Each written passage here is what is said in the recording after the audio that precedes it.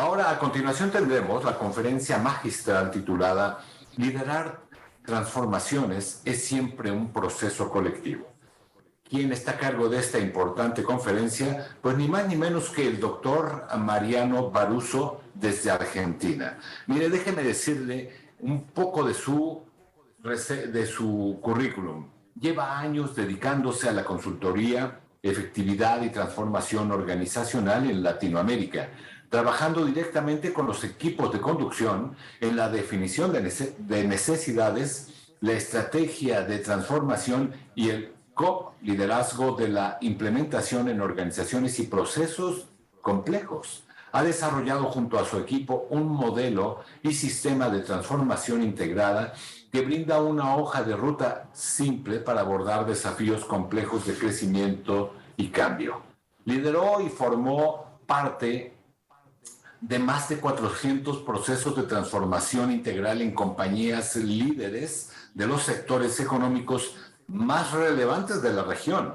Mantiene una participación académica activa, además de procesos de investigación y desarrollo aplicado, porque entiende que la consultoría es una actividad puente en la creación de conocimiento entre empresas y universidades. Y aquí es donde es importantísimo que estén conectados muchos jóvenes que representan a diversas universidades. Es magister en estudios organizacionales y, al igual que yo, psicólogo organizacional. Así es que Mariano Baruso tiene 60 minutos que serán súper bien aprovechados por ti para compartirnos todo esto que he reseñado. Muy bienvenido, el espacio es tuyo. Muchas gracias, Efraín, y honrado y agradecido de estar participando de tan importante evento que ha tenido tanta planificación, repercusión y trabajo. Y quiero agradecer también a Janine desde el inicio y a un amigo también, Vilela, de Argentina, Maximiliano Vilela, que tendió el puente para que yo pudiera estar con ustedes compartiendo esta charla hoy. Así que bueno, espero para los que están en horario de Buenos Aires, son las 6:30 de la tarde, espero que el contenido sea atractivo y para el resto de Iberoamérica también. Les cuento completo brevemente lo que tú dijiste, Efraín, porque ha sido más que claro. Yo simplemente lo que diría es que soy un apasionado de la transformación organizacional e institucional. Trabajo en esto antes de que existiera el término desde el punto de vista popular, que hoy es mucho más popular. Yo en los 90 tenía que explicar de qué hablábamos cuando hablábamos de transformación. Y bueno, y he dedicado mi vida a esto y lo disfruto mucho. Nos comprometemos mucho, tanto personalmente como dentro de mi equipo. Y todo lo que voy a compartir está basado en muchos años de experiencia y en muchos años de investigación en el campo y a nivel también académico, digamos, ¿sí? Yo soy socio fundador, digamos, de Asartis, que es una organización con un core centrado en transformación organizacional, como tú dijiste, con los grupos y con las redes de conducción. Y somos también miembros de Wilson Learning Latinoamérica, que también es una empresa dedicada a la transformación, y bueno, en mi caso soy también miembro del board de Wilson Learning Latam, lo cual nos permite tener presencia en 7 países en la región y compartir un montón de conocimiento. Veo que está medio borrosa la presentación. Les pediría que me avisen si hay algún problema de señal para ver cómo resolverlo en todo caso. Mi intención en esta charla es compartir un enfoque, como yo lo llamo, más realista sobre el liderar en los procesos de transformación. Y estoy hablando de realismo en cuanto a una perspectiva más descriptiva de lo que pasa en los procesos de transformación. Y hablo del liderar porque estoy trayendo una perspectiva que creo que es la más correcta, que es la del verbo, la del proceso, no la del sustantivo y la del adjetivo respecto del liderazgo y de los líderes. Ahora voy a aclarar un poquito más esta cuestión. Y no va a ser una charla estilo TED, diría, respetando el espacio del CONCIN. Va a ser más tech mi charla. Me propuse traer una charla más técnica. Me paso dando muchas veces por año y a su vez interviniendo en los proyectos con un objetivo de utilidad práctica, inmediata y de inspiración. Y no me propuse esto en este caso, me propuse tener una mirada más técnica sobre el tema que genere, más que el cómo hacerlo ya, que genere más comprensión y que abra los lentes y las mentes de todos los que están participando de este riquísimo evento sobre cómo entender el fenómeno del liderazgo que por definición es colectivo. No existe otra forma de entender el liderazgo cuando uno mira el devenir de una organización y cualquier cambio importante en una organización. Entonces, quisiera empezar con una pregunta inicial muy simple. Voy a invitarlos a un mentí, que es la siguiente. Primero, dos cuestiones voy a hacer. Les pediría a la audiencia, esto va, ojalá esté presente durante toda la charla, que piensen en su propio caso, es decir, que piensen en una situación que están viviendo, coliderando o en la que están implicados o implicadas, ligada a alguna transformación significativa o ligado al rumbo de la organización, digamos, un tema de visión o de estrategia, o ligado a un tema de centricidad de cliente, o a un tema de estructura y talento, o a un tema de liderazgo per se, digamos. O sea, les pediría que piensen en su propia situación y que traten de tener en mente su caso, un caso actual, vigente, que los implica, que sienten que profesional y emocionalmente los implica, porque eso los va a ayudar a conectar mejor los elementos que voy a ir trayendo a lo largo de la charla. Identificado eso, les pido que se sitúen ahí. Les voy a hacer ahora una pregunta introductoria que es la siguiente. Pensando en ese proyecto que están involucrados o en ese proceso que está ocurriendo, la pregunta que les voy a hacer en el mentí va a ser: ¿cuántas personas son las que visualizan que están liderando para que eso ocurra? Que están ejerciendo su acción de liderazgo para que eso ocurra. ¿Cuántas personas? Un número. Traten de identificarlo mentalmente. Mientras tanto, hago el cambio a mentí. Aquí estoy proyectando el código y el QR. Entonces lo dejo unos 30 segundos y les pido que pongan un número simplemente. 3, 7, 20, las que sientan ustedes o perciban que son las personas que están liderando eso que está ocurriendo en la organización. Entonces voy a dejar acá de...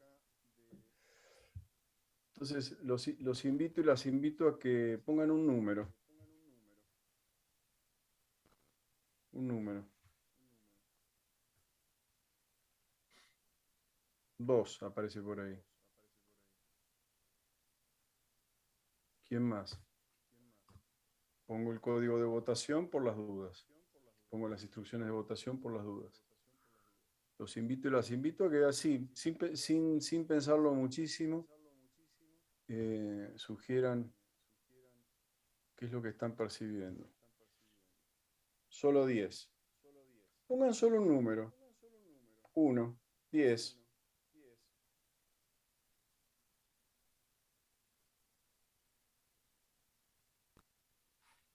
¿Quién más? ¿Quién más quiere?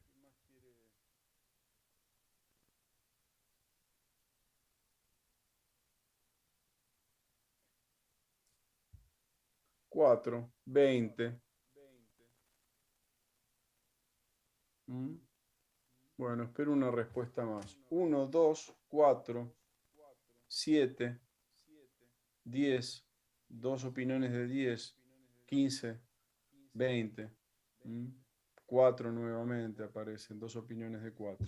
Perfecto, perfecto, les agradezco. Ahí aparece un 3, aparecen 3 también, ¿sí? Y aparece 4 y 10 nuevamente. Muy bien. 2, 4, 10. Bien, 15. Voy a dejarlo hasta aquí. Voy a cerrar la votación aquí. Les agradezco muchísimo. O sea, esta, esta pregunta inicial es una pregunta que tiene que ver justamente con tomar conciencia de manera muy simple de que todo proceso de cambio significativo es liderado al menos por dos personas. La unidad mínima de liderazgo de cualquier proceso transformacional o de desarrollo organizacional es de dos personas y no de una, como se habla tanto y tan habitualmente, digamos, ¿sí? Entonces, voy a charlar un poco ya más en profundidad sobre esta cuestión, poniendo un poquito de contexto, digamos, ¿sí? De lo que yo llamo un modelo en decadencia y lo que todos entendemos que es un modelo en decadencia, digamos, ¿sí? Por un lado, una cuestión que yo digo que somos criadores de aves, todos estamos en el negocio avícola y particularmente la humanidad se ha especializado mucho en la población, en la generación de cisnes negros, digamos, ya no solo a nivel de nuestro planeta, sino que vamos por la creación de sorpresa, de situaciones inciertas y inesperadas ya hasta a nivel del sistema solar, digamos. O sea, lo que estoy diciendo es que el ser humano se encarga de incrementar la propia complejidad de su vivir, de su trabajar, de su hacer negocios, de su organizarse. Segunda cuestión importante para tener en cuenta en la temática que estoy trayendo hoy, que es que nuestro cerebro no fue diseñado para la corporación del siglo XXI. Esto no lo digo yo, sino que lo dicen muchas personas que entienden de esta materia mucho más que yo. Y hay dos cuestiones, básicamente, que no se nos da bien la función exponencial a nuestro pensamiento analógico, digamos, y no somos buenos en observar las interdependencias que nos atraviesan, ¿sí?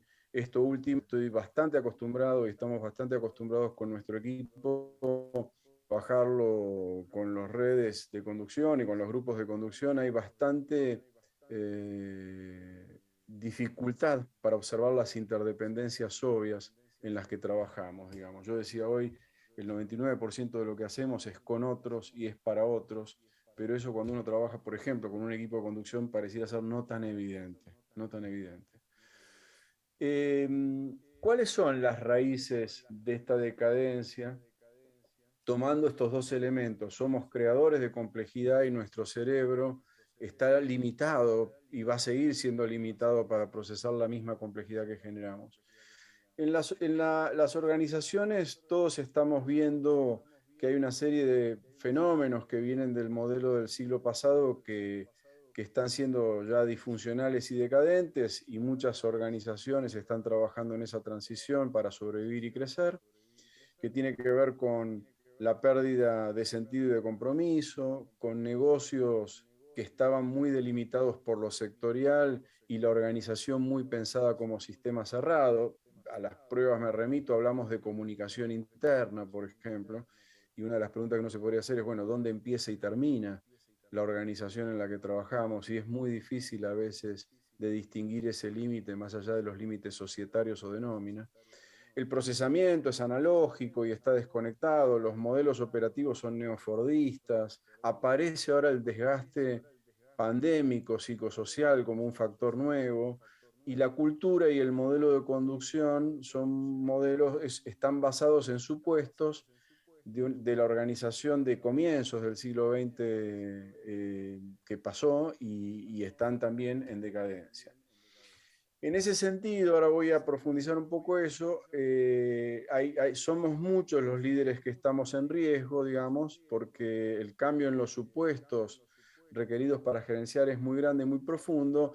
De hecho, haciendo un rápido metaanálisis sobre cambio, digamos, en cuanto a las funciones de liderazgo y a las demandas de trabajo de liderazgo, hay un 25% de FTEs de liderazgo en riesgo frente a los procesos de transformación que estamos viviendo y de digitalización que están ocurriendo en el mundo, digamos. O sea, hay un 25% del trabajo de liderazgo en el cortísimo plazo que está en riesgo de desaparición y una parte importante de ese tipo de trabajos y funciones van a desaparecer y están desapareciendo. ¿Qué es lo que uno ve desde el punto de vista del management? ¿Qué es lo que nosotros vemos y lo que yo veo particularmente? Esto es fruto de un artículo que estoy escribiendo y que voy a sacar en breve, que es, por un lado, eh, hay pérdida de sentido y de compromiso en las organizaciones, y lo que uno ve en las culturas de conducción es una levedad hipermoderna muy grande. Hay mucha superficialidad en los equipos de conducción. Es muy superficial la conversación ligada a la complejidad y ligada a la organización. Es muy liviana, es muy transaccional, es muy estímulo-respuesta, es muy rápido, rápido, rápido, y hay mucha dificultad e inhabilidad para detenerse a pensar y a reflexionar sobre la complejidad que están administrando. Hay muchas teorías viejas y limitantes, fundamentalmente pienso en las creencias, los sistemas de creencias están desactualizados, ahora voy a hacer doble clic ahí. La cultura en general a nivel global va hacia el individualismo y hacia el aislamiento y la soledad. No lo digo yo, lo dicen los estudios psicosociales y de la psicología y psiquiatría clínica a este respecto, fruto del temor. La pandemia lo agravó, o sea, el miedo al otro es un problema global. El ser humano, que es un ser social, le tiene miedo a sus congéneres, dado la incertidumbre que cobró el mundo, y la pandemia esto lo agravó. Entonces esto en las organizaciones se ve como una tendencia al individualismo. Ahora estamos en casa mucho tiempo encima y estamos siendo una pantalla, no somos del todo personas, entonces eso se potenció más. Hay problemas muy claros de irresponsabilidad en el sentido de la accountability, del hacerse cargo y de qué está definido para los líderes como su responsabilidad de rol.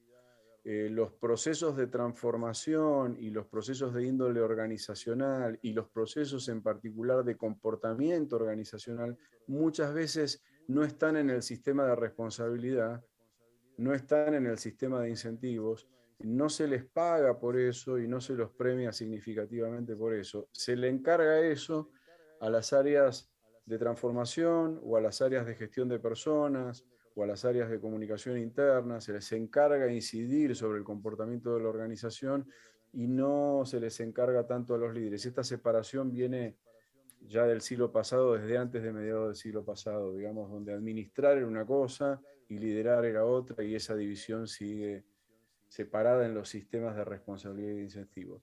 Hay un desgaste pandémico muy grande, porque está siendo un proceso disruptivo muy crónico, muy sostenido y muy global el que estamos viviendo, no fue una crisis aguda y local. Y hay lo que yo acá tomo términos de Argyris, hay incompetencia entrenada, digamos, o sea, hay mucho foco en la experticia y en la especialización y poco foco y desarrollo de capacidades organizacionales y sociales más amplias. Por ejemplo, una cosa que no es para criticar a nadie, no estamos preparados y no estaban preparados los que lideramos para manejar el desgaste pandémico. Es de índole psicosocial, es muy profundo, está generando problemas de patología organizacional muy evidentes y no estaban los liderazgos preparados para eso. Obviamente es una situación muy profunda y muy extrema, pero podríamos ir a temas más simples que ese, y en general lo que uno ve es que los líderes son especialistas y son expertos y crecen fruto de la carrera corporativa, del buen manejo del poder o de la experiencia y experticia que tienen en un tema, pero no necesariamente respecto de su habilidad organizacional. Todavía el liderazgo del organizacional está muy separado entre la gente que maneja el negocio y la gente que provee servicios ligados a eso, digamos, ¿sí?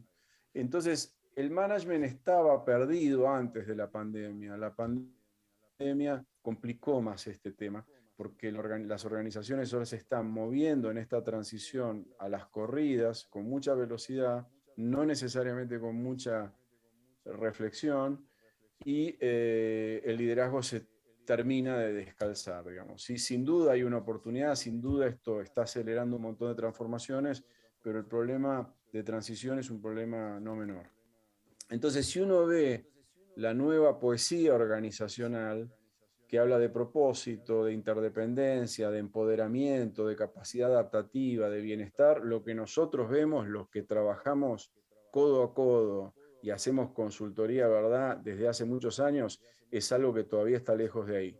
Hay un problema de concepción, hay un problema de individualismo, hay un problema de accountability, como mencioné, hay incompetencias para la capacidad adaptativa y hay un tema de desgaste que en muchas culturas organizativas es visto como un problema del cual mejor no hablar porque ponemos en riesgo el negocio, ¿sí? O sea que acá traigo una perspectiva realista. Vamos hacia eso, es un ideal esa organización emergente y es un ideal necesario, parte de todo proceso evolutivo, pero el management está lejos. La realidad del management está lejos y no todo el management se está problematizando seriamente respecto de este estado del arte. Por eso hay tantas posiciones de management en riesgo y yo creo que si uno sumara el nivel de conciencia que el management tiene sobre cómo nos cambió nuestro trabajo, sería más que 25% de FT en riesgo. Es un cálculo conservador el que hice ahí. Yo creo que hay más, porque si uno ve la mentalidad en la que está el management, la gran mayoría, uno dice hay más management en riesgo del que parece.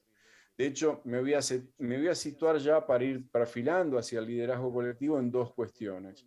Hay teorías viejas y limitantes, decía yo, y hay individualismo y soledad. Hay muchas creencias que son limitantes, pero sobre todo hay una creencia, por ejemplo, hay una creencia que está todavía bastante presente, que es que esta dinámica de contexto en algún momento se va a detener.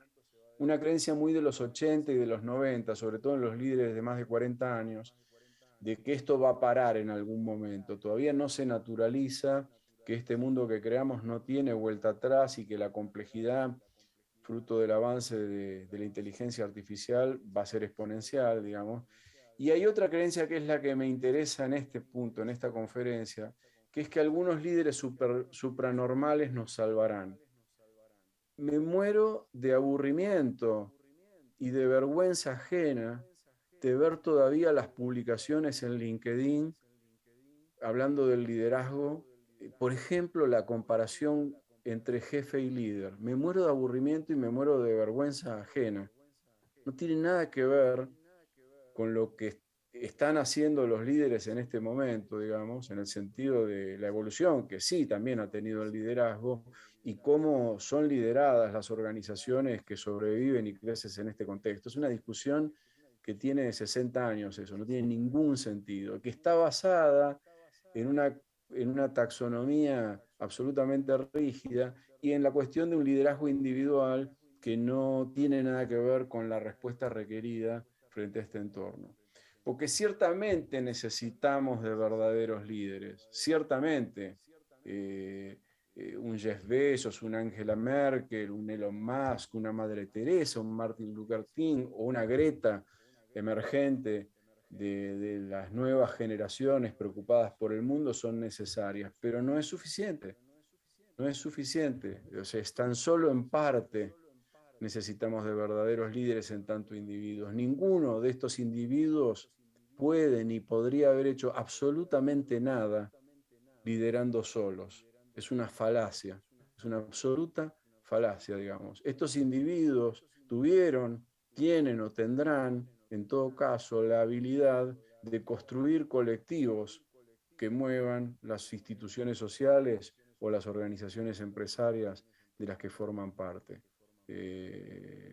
Jeff Bezos es lo que es, seguramente por los colectivos que construyó, lo mismo Gates, lo mismo Elon Musk, lo mismo la Madre Teresa, ¿se entiende? O sea, no existe el liderazgo individual, es una falacia fruto del mainstream, yo diría norteamericano y de la cultura norteamericana heroica, del cowboy, digamos, que copó tanto el mundo académico como el mundo organizacional por la fuerza que tuvo el modelo empresario norteamericano. Entonces, nos guía una creencia de un poder suprahumano, entonces vemos toneladas de literatura y de eslogans y de videos y de películas emotivas sobre el líder resonante, el liderazgo situacional, el liderazgo carismático, el liderazgo adaptativo, el transformacional, el líder auténtico, el líder ágil, bla, bla, bla, bla, bla.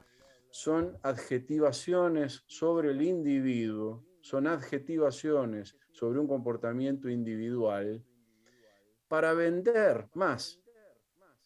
Hay que vender libros, hay que vender programas de liderazgo, hay que vender problemas que los individuos aún no han resuelto, para vender más de lo mismo peor.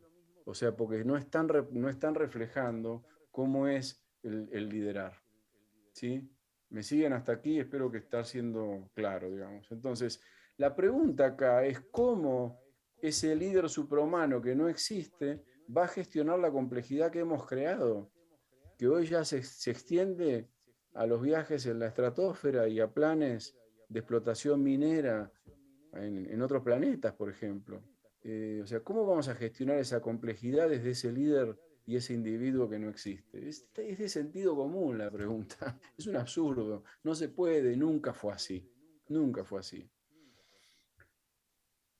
Yo por eso propongo recuperar el liderazgo. Propongo recuperar el liderazgo en el sentido más descriptivo, no calificativo, no adjetivador, digamos. Y en ese sentido, tomo entre los muchos aportes que ha hecho mucha gente sabia y dedicada, y que yo siempre lo sentí así por trabajar desde muy pequeño en la consultoría organizacional, que es un sinsentido suponer que todas o casi todas las conductas de las personas son causadas por algo que hace el líder. Me parece fantástica esta idea de Bayer del 99. Es un sinsentido suponer que yo hago lo que hago por el líder que tengo, o que el grupo que me sigue a mí, o que trabaja conmigo, hace lo que hace por mí. Yo no tengo control de una enorme parte de lo que los equipos y los líderes de Acertis hacen hoy en los proyectos, con los clientes y demás. Tengo alguna incidencia directa en algunos casos y tengo una incidencia absolutamente indirecta en la mayoría, y tengo una incidencia nula seguramente en muchas situaciones. Porque el liderazgo es en realidad un proceso de índole, el liderar, digamos, es un proceso de índole colectivo, es un proceso de índole distribuida, y es un proceso que ocurre en la relación. No hay un individuo que le hace algo a otro. El liderar ocurre en la relación entre grupos, intragrupo e intergrupo, en las redes organizacionales. Es un proceso colectivo, es decir, es un proceso de por lo menos dos, como dijeron ustedes en el Mentí, la unidad mínima siempre es dos. No hay ningún líder que no tenga una segunda voz que lo ayuda, digamos, ¿sí? Hay muchos refranes al respecto: detrás de todo gran hombre hay una gran mujer. Eso de lo que habla es que la díada es la unidad mínima de liderazgo, digamos, y está muy estudiado, y yo lo he visto N veces eso. Y es un fenómeno distribuido, es un fenómeno de diseminación variable, digamos, y es un proceso el liderar, es un verbo, liderar. Es liderar, no es liderazgo, no es el líder, es el liderar. Nos ayuda mucho a verlo como proceso porque lo vemos más como un flujo que como un stock alocado en un individuo, sino como flujos cambiantes en la vida de una organización o de una comunidad. Y lo sabemos desde tiempos bíblicos esto. Fíjense lo que le dijo el suegro a Moisés. Le dice: no está bien lo que haces, con seguridad desfallecerás tú y también ese pueblo que está contigo, porque el trabajo es demasiado pesado para ti, no puedes hacerlo tú solo. Esto ya figura en el Éxodo, ¿se entiende? O sea, lo sabemos desde tiempos inmemoriales que el liderar es un proceso colectivo. Moisés tampoco lo hizo solo, digamos, y no hablo acá desde la creencia, sino desde una perspectiva histórica e institucional, digamos, ¿no? Pero la literatura del management, por ejemplo, y la académica, lo soslayaron durante más de 80 años. ¿Sí? Fíjense qué interesante, esto por ahí a muchos no les interesa, pero me parece un dato cultural. Si uno ve un metaanálisis de 2011, de un señor que se llama Bowden, déjenme a ver si aparece, acá está. Menos de 200 publicaciones sobre liderazgo compartido y distribuido en Estados Unidos y en Gran Bretaña en los últimos 30 años. Es nada. Este es el lugar que tiene en la cultura el liderar como proceso colectivo. Ni la academia lo ve. Si dependiéramos de esto para salvarnos del COVID, los 7.000 millones de personas que somos, estamos todos muertos. Menos de 200 publicaciones en 30 años, 6 publicaciones por año. Tiren una búsqueda de cuántos son los mejores libros de liderazgo del año pasado. van a encontrar 25, 30 libros de liderazgo, ¿se entiende? Pero todo es de liderazgo individual, ¿se entiende? O sea, este es el lugar que tiene en la cultura y no estamos entendiendo cómo es realmente.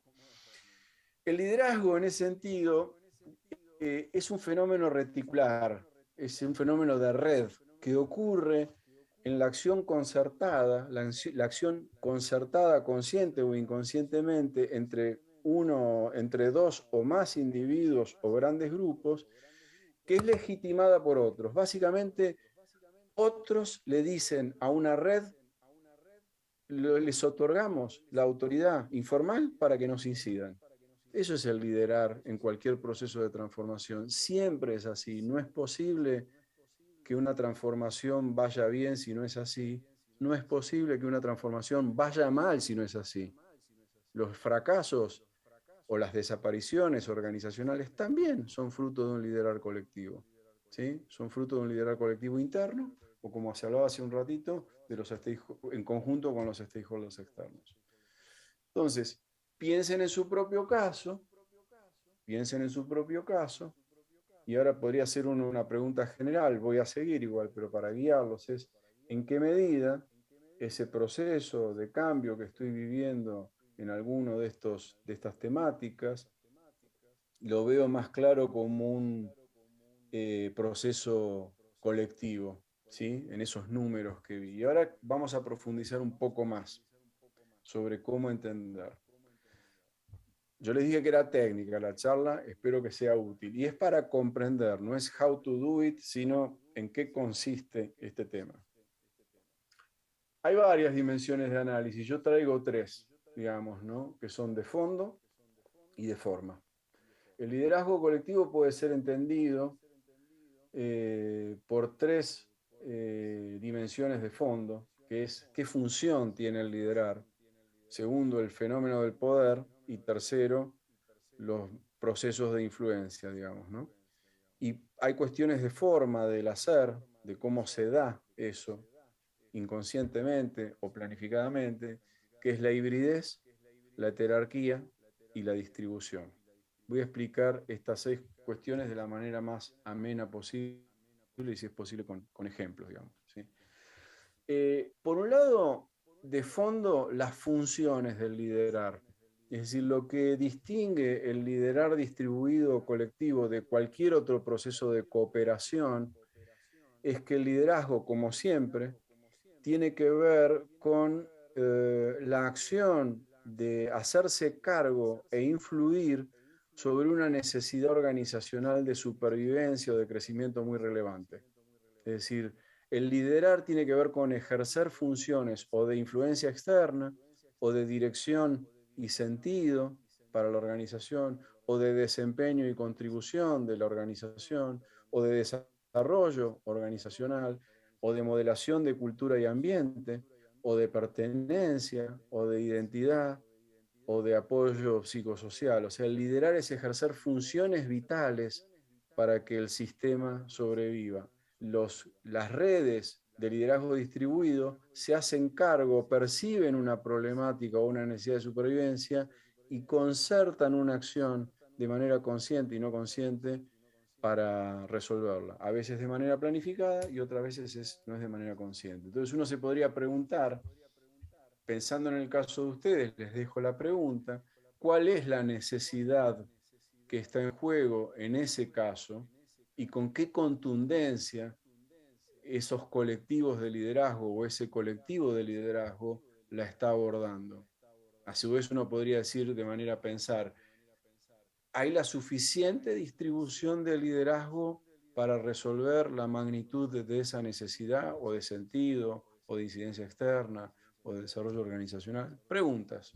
Pero digamos, liderar es ejercer el atender a funciones claves para la supervivencia organizacional. No es otra cosa desde un punto de vista descriptivo. No es inspirar a la gente, no es el bienestar per se, es hacer que el sistema sobreviva.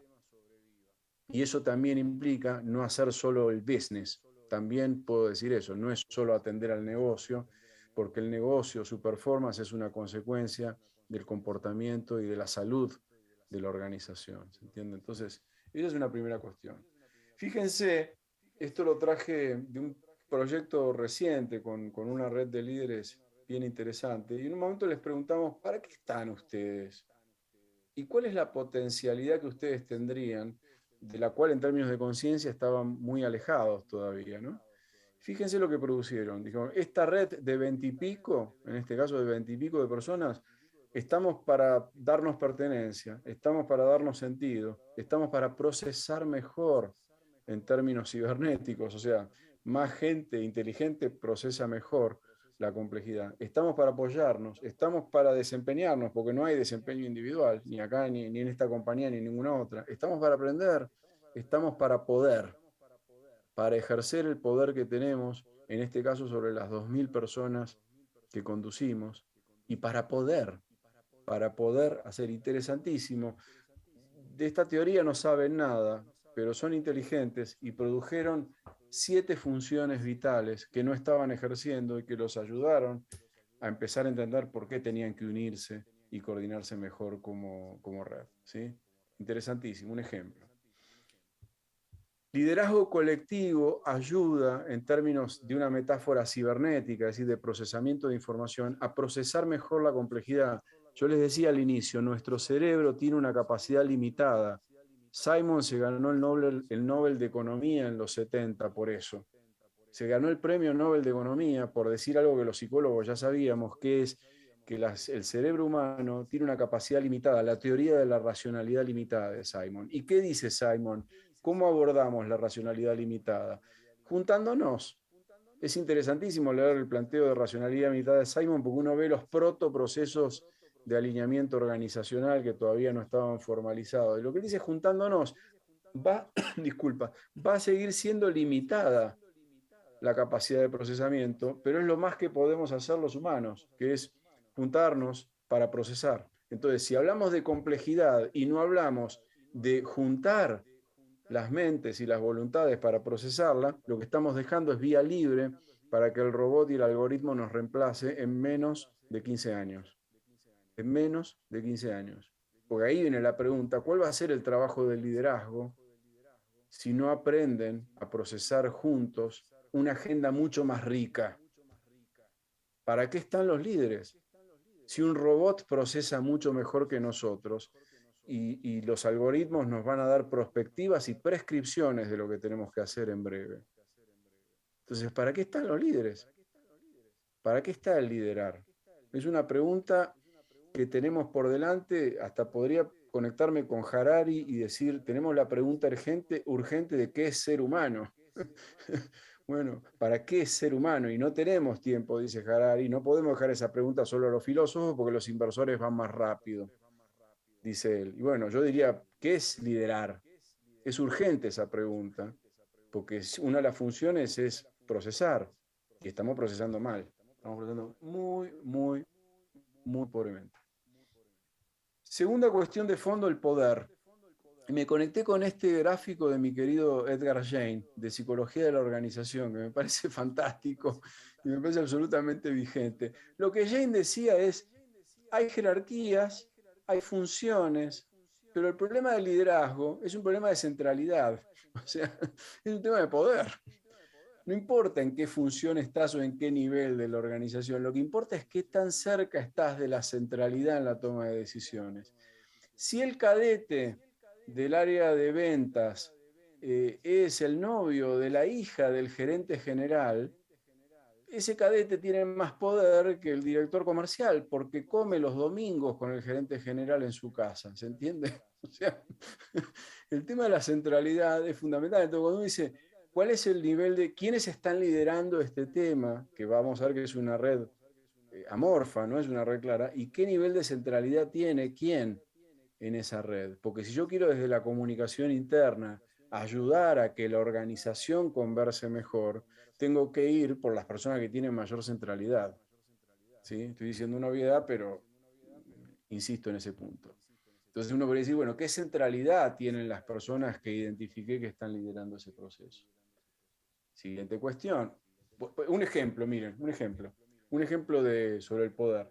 Uno mira esta red, que es de un estudio clásico de Rob Cross, uno de los capos en el tema de análisis de redes organizacionales, y uno dice, miren, esta parece una red bien conectada, ¿no? Uno la mira así y dice, qué bien conectada. Es una organización de TI que afrontó un problema de gremialización.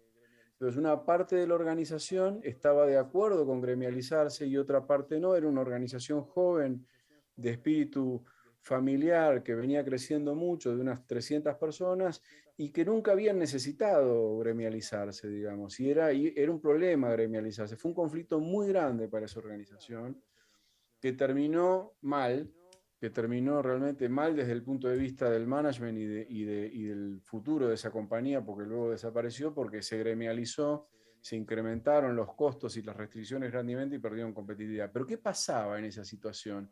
Este señor que está acá en el medio, que no era el gerente general, era el que unía las dos redes en pugna, los que estaban en favor de la gremialización y los que estaban en contra de la gremialización. Fue tanta la presión que él recibía de las dos redes que renunció, generando un enorme problema, porque él era el broker en el, proceso, en el liderazgo para la organización, crítica en el sentido de momento de encrucijada. Se fue, no soportó la presión. Después volvió porque quiso ayudar, pero el proceso ya había evolucionado para la gremialización. Más allá de eso, el gerente general era este verde, no era el gerente general. O sea, esto tiene que ver con el tema de por quién tenía el poder. Este señor Conrad, que estaba acá en el medio, que soportó tanto peso, en este caso que se fue, en otros casos no es así.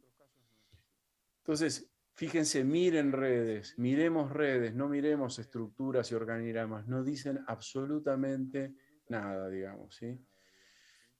Tercera cuestión de fondo, influencia, está asociado a poder, pero tiene que ver con formas de influir. Yo acá tomé un estudio que usé en mi investigación de maestría, que es sobre el liderazgo colectivo en 3 casos que estudié longitudinalmente durante varios años, en 3 casos de 3 compañías muy conocidas de Argentina, multinacionales, bien distintas.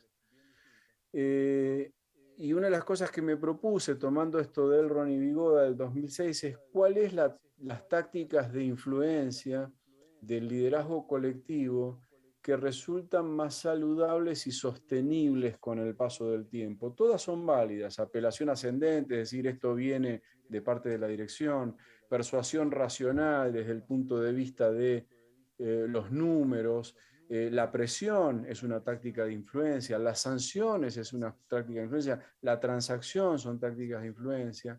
Lo que el Ronnie Vigoda decía, que yo dije voy a ver si es así, es que la persuasión racional, es decir, lo que es la negociación según los méritos, la apelación inspiracional, es decir, a un proyecto o a motivaciones que toquen a la mayoría, y la consulta, es decir, la implicación temprana de los implicados, de los stakeholders implicados en el problema y en la solución, son las más saludables y duraderas. Así lo comprobé yo y lo sigo comprobando en N proyectos, no importa la cultura organizacional que tengan, ¿sí? Es decir, estas 3 tácticas de influencia son las que resultan más sanas y más sostenibles, sea una cultura muy jerárquica o sea una cultura tremendamente participativa, sea una organización orientada al mercado o sea una organización orientada a los procesos. Entonces, si uno mira temas de fondo, uno mira entonces qué funciones debe resolver el liderazgo colectivo, que las dicta la realidad, qué pasa con el poder y la centralidad en esas redes y qué tácticas de influencia son las que de manera consciente o inconsciente se están poniendo en juego. Entonces uno acá en el proceso que ustedes identificaron se podrían preguntar qué tácticas son las que estamos poniendo en juego o las que se están poniendo en juego y con qué resultados. Entender, primero hay que entender, hay que ver lo que ocurre para comprender. Después de ahí uno ve qué hace. Yo estoy invitando a ver para entender, nada más. Y nada menos, digamos, ¿no? O sea, suficiente. Vamos a la forma. Yo le decía 3 aspectos de forma. ¿Qué es la hibridez en el liderazgo colectivo que viene antes de la pandemia? Esto viene ya de los 90.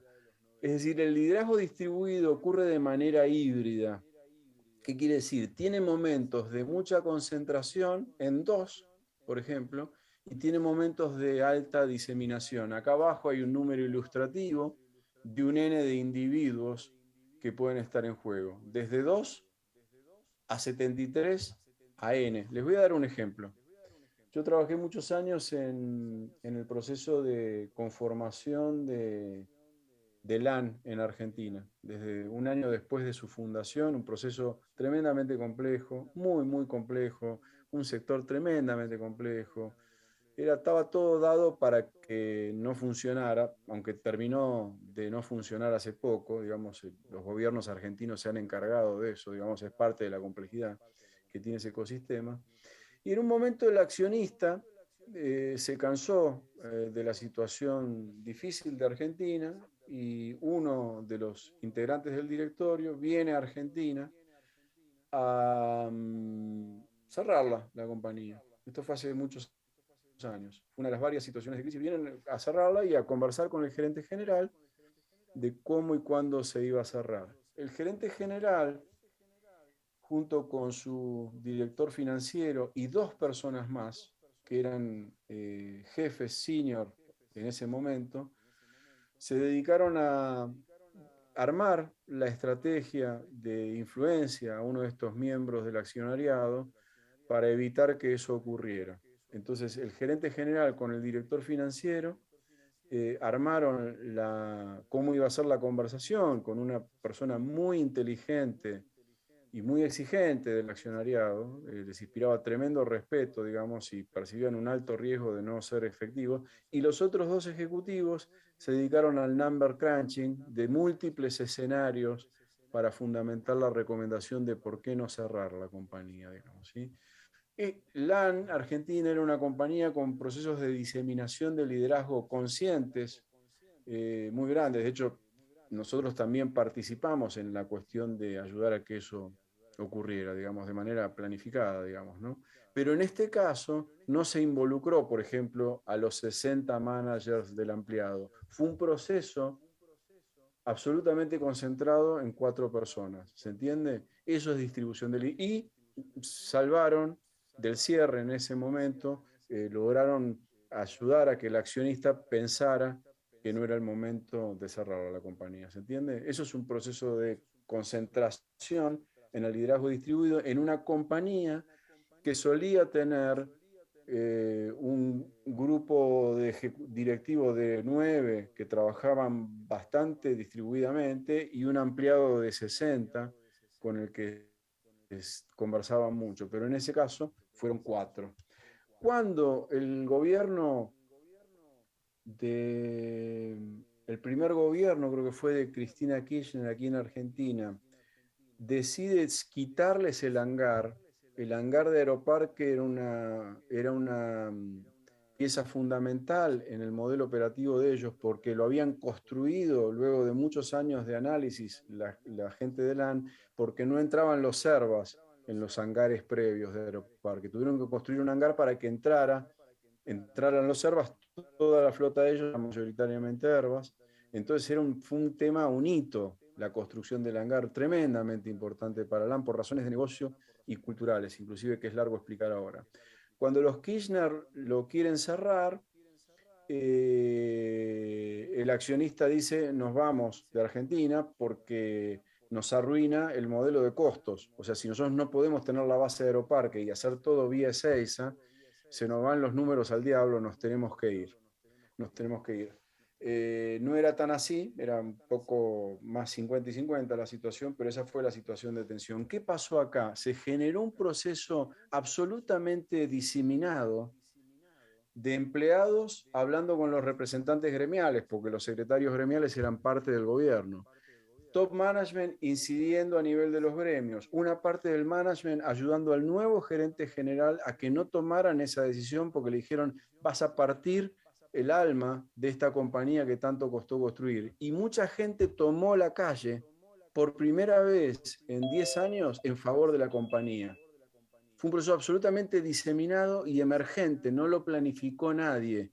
Frente a la crisis que se dio, apelaron a la memoria colectiva y distintos grupos salieron a hacer distintas acciones de incidencia sin ningún tipo de planificación. Entonces, acá tenemos una crisis manejada por un proceso concentrado, consciente y planificado, y una crisis resuelta. No se tomó, el gobierno echó para atrás la decisión, no tocó el hangar de LAN, pero esa crisis fue parada, resuelta por una diseminación emergente, no planificada, de decenas de personas de la compañía con distintos stakeholders externos. ¿Se ve? Eso es la hibridez del fenómeno de liderazgo, que salvó en dos momentos históricos a una compañía hermosa, hermosa, que había hecho un hermoso proceso y un pilar fundamental para el transporte en la Argentina, a través de un fenómeno distribuido de liderazgo de distinto nivel en el espectro. Tercer aspecto de forma, es heterárquico el liderazgo colectivo, se debe estar entendiendo ya a esta altura, va en diagonal, no entiende nada de divisiones funcionales y de niveles jerárquicos, porque son redes sociales, son redes organizacionales, ¿se entiende? Este es un gráfico más simple que armé en uno de los casos de mi tesis de maestría, en una de las compañías que analicé durante varios años, de cómo fue durante 5 años la red de conducción, incluyendo al accionista. No tenía nada que ver con el organigrama. No importa, acá no está el organigrama reflejado, no tenía nada que ver. Era una red la que transformó esa compañía, que era una red organizacional y social, que nada tenía que ver con el reflejo que había en el organigrama. Digamos. Es heterárquico el proceso, va en diagonal a funciones y a jerarquías. Entonces la pregunta que uno se puede hacer acá es, ¿dónde está esa heterarquía actual o potencial en el proyecto o en el proceso de cambio que estamos viviendo? ¿Sí? Y por último, los patrones de distribución varían.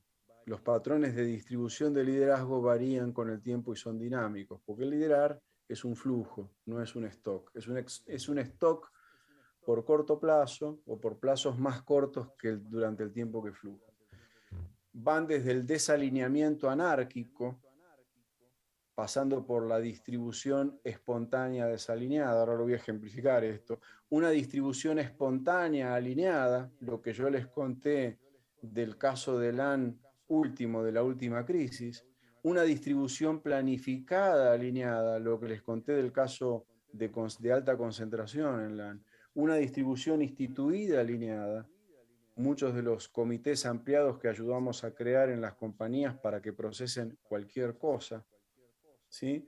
Y distribución instituida desalineada, es decir, la institución de distribución está muy constituida, pero se desalineó, perdió el sentido. Veamos ejemplos.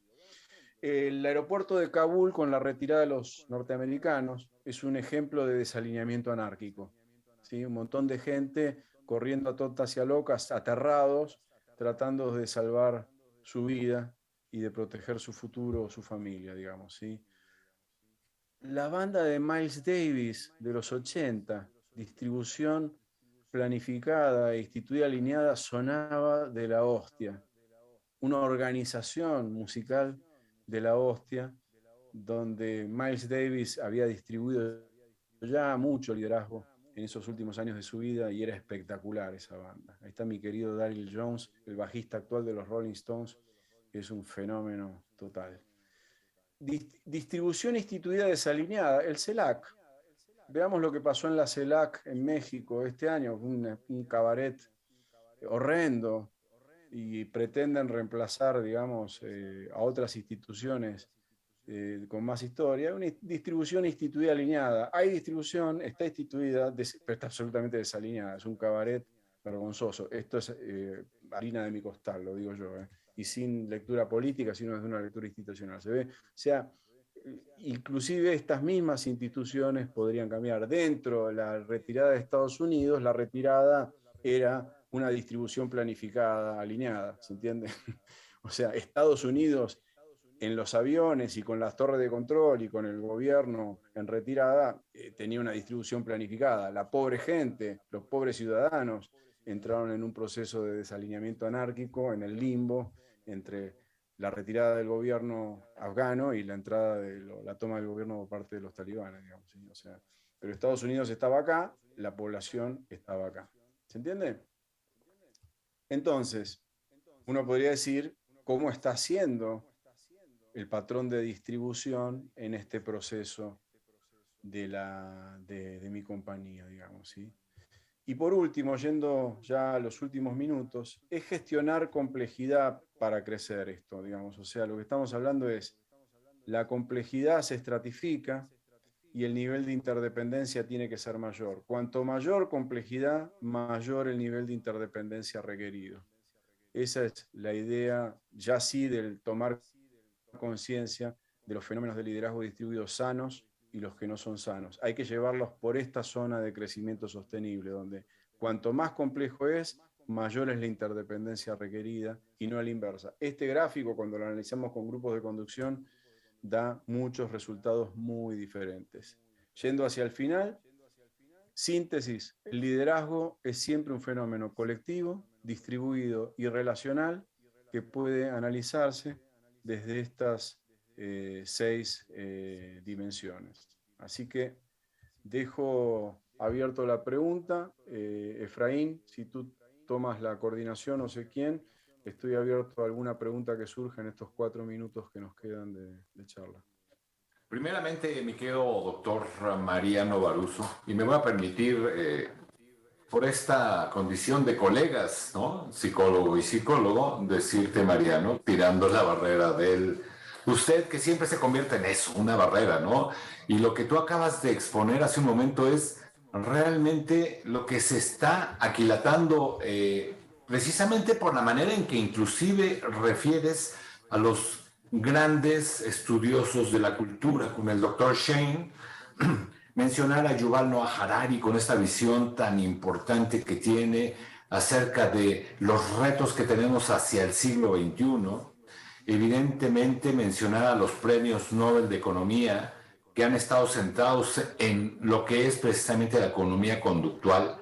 Digo, Mariano, no tengo más que por un lado felicitar evidentemente tu ponencia, que es sensacional, y que además hay cualquier cantidad de comentarios positivos hacia tu persona, de muchas de las personas que están muy pendientes de ti desde El Salvador, desde Chile, desde pues tu país, Argentina, México está también muy presente, Perú. Y a mí me gustaría simple y sencillamente decirte, por un lado, que estoy totalmente de acuerdo contigo, que si no caemos en este liderazgo colaborativo, donde los 3 puntos que mencionan, que a mí se me hacen suficientemente importantes por la parte en que podemos lograrlo, porque ese es el reto de quienes tenemos la oportunidad de acompañar a estas empresas que están tratando de fortalecer sus grupos de gobernanza y esos grandes equipos que tienen evidentemente los retos en el marco pandémico, pero que de alguna forma, mi querido Mariano, con todo lo que has presentado, se convierte en lo que está dictada para el CONCIN 2021, tu intervención, en una conferencia magistral. Para quienes Bueno. podemos apreciarlo así como lo has expuesto, porque es el reto que tenemos en el día a día. Y Bueno. es la manera en que lo expones, es decirte, es eso, eres un magister y pues lo que yo pudiera decirte es poco porque vivo los mismos retos que tú en el día a día, tratando evidentemente de fortalecer liderazgos orientados hacia esa parte que tú has mencionado en toda esta extraordinaria presentación y que da para mucho más, ¿eh? Por Sí, cierto, sí, sí, sí, sí. esto pudiéramos alargarlo para Y todo un poner semestre. ejemplos, podemos poner N ejemplos, digamos. Sí, muchas En gracias, Efraín. ejemplos, Muchas en gracias. ejemplos. Yo quisiera dejar 3 mensajes y te agradezco muchísimo a ti y a todo el comité organizador porque han sido impecables y tremendamente cuidadosos y serviciales. Primero que nada, eso lo quiero destacar, me sentí muy acompañado a la distancia y muy respetado y muy guiado en todo el proceso, inclusive las personas de mi organización que me ayudaron a hacer esta presentación, por ejemplo, Ignacio Botari, como siempre. Pero quiero dejar 3 cosas, digamos, para cerrar. El liderazgo está siendo así. Lo que pasa es que el liderazgo no es síntoma de que le va a ir bien a la compañía.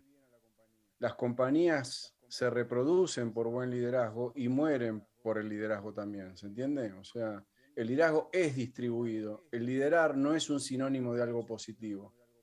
Lo que uno tiene que ver es qué fortaleza y qué trascendencia y qué salud tiene ese liderar. Estas dimensiones es para ver eso. Segundo, la interdependencia por donde la miren.